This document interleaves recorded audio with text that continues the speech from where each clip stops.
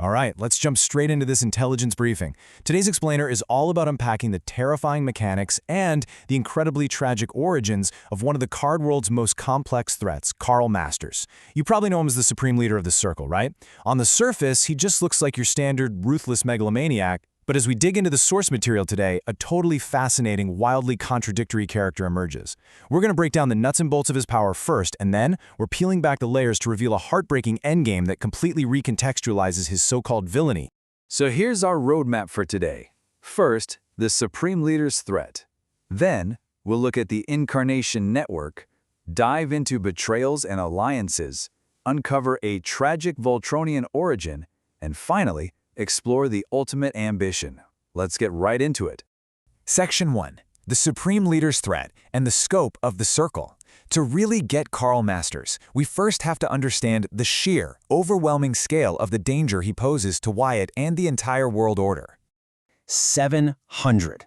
Just let that number sink in for a second. That is not just some random statistic. We are talking about an army of 700 undead demigods. He cultivated this force in absolute secret, and they are literally ready to bury entire cities like Skyblossom in the blink of an eye. Now, to keep an undead army of that size running, it takes an unimaginable amount of energy. They have to prey on countless innocent souls just to sustain themselves. And the crazy part?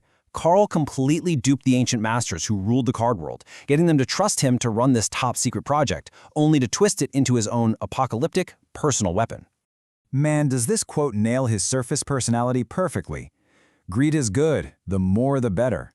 Karl operates alongside two other major heavyweights, Sansa, the Matron, and the Emissary of Light, collectively known as the Three Mischiefs. But this quote right here, it shows us a mastermind who has absolutely no intention of truly sharing the world, not even with his supposed allies.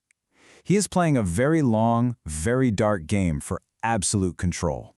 Section 2. The Incarnation Network, and the horror of the origin card.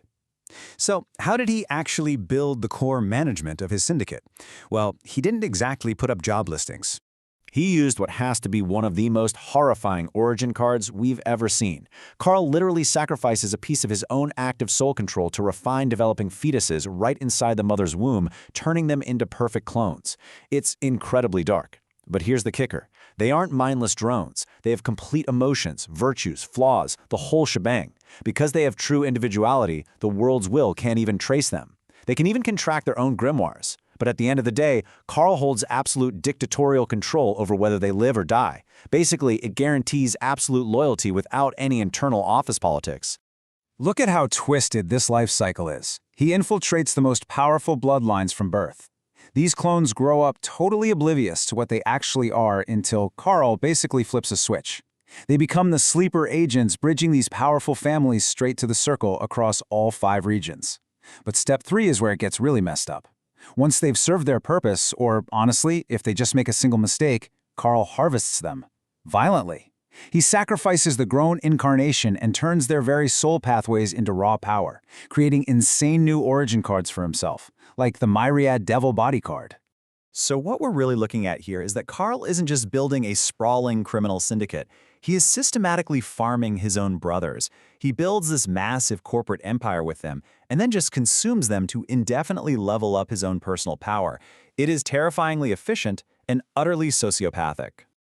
Section 3. Betrayals and alliances, and the clash of the mischiefs. But look, any system built on absolute force control has a massive weak spot. And that brings us to his rival and reluctant ally, Sansa, the matron of the Paw clan. The contrast here is just brilliant. Karl runs a sprawling, clone-staffed corporate syndicate laser-focused on world domination. Sansa, on the other hand, weaves this incredibly messy, highly emotional web of shadow pawns using memory manipulation. Karl is a well-oiled, emotionless machine. Sansa digs up dirty secrets and literally puts her love for her husband, Baelor, above her own ambitions. They are complete foils to one another, united only by their mutual desire to overthrow the established masters. And here is how Sansa exploits Karl's system. Because Karl's clones have real humanity, they actually feel profound loneliness. They live in constant terror that their adoptive families will find out they're just Karl's tools. Sansa sees this isolation and offers them an out, a second life, totally free from Karl's death grip. Using her own awakened origin card ability, consciousness transfer, she extracts a clone's mind right before Karl harvests them. She leaves a fake memory duplicate behind, so Karl literally never even suspects a thing. It is either this or death. This quote is wild. This is a semi-demigod incarnation, moments away from being executed and turned into a card by Karl, choosing to betray him and trust Sansa instead. And what did this incredibly powerful being want with his new freedom? He just wanted an untraceable body so he could finally go to Morningstar University, a teenager's dream. It just perfectly illustrates how Karl's absolute control is ultimately his biggest flaw. By giving his clones true humanity, he basically guaranteed they'd eventually try to escape his inhumanity.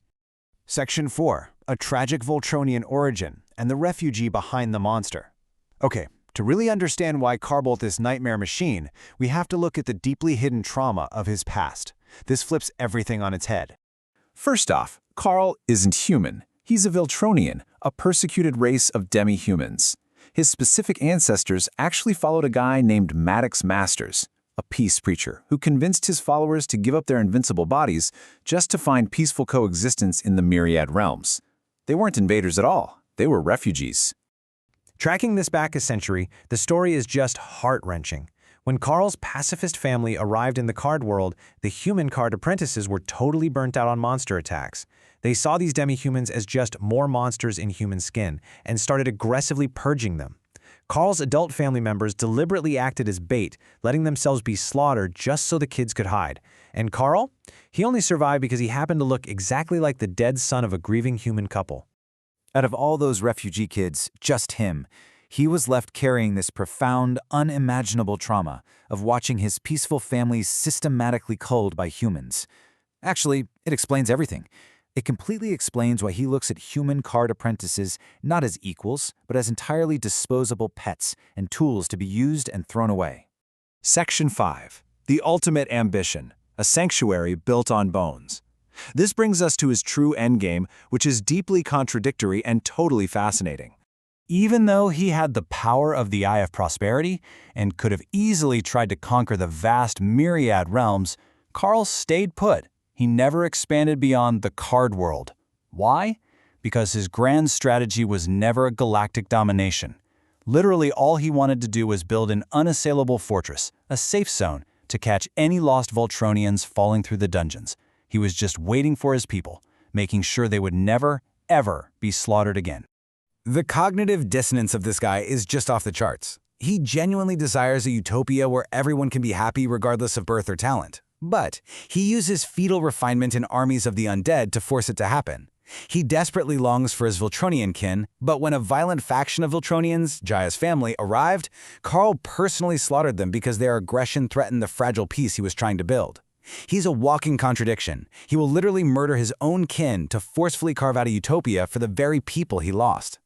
And his desperation culminates in this one stunning act. When confronted by Wyatt, Karl willingly swallowed a cursed pill and fully surrendered to Wyatt's demonic bloodline. He gave up all worldly desires to become a subservient bloodkin. And the wild part? He wept tears of absolute joy because taking that curse restored his hybrid core. He got to be a real Voltronian again. Every single atrocity he committed was driven by this desperate, heartbreaking need to reclaim his lost identity. So as we wrap up this explainer, I'll leave you with this. Will his tragic past justify his monstrous methods in the eyes of fate? Karl Masters is undeniably a monster who farms human fetuses and commands the undead, but he's also a traumatized refugee who just wanted to build a sanctuary for a slaughtered people. How is history going to judge this incredibly complex clash with Wyatt?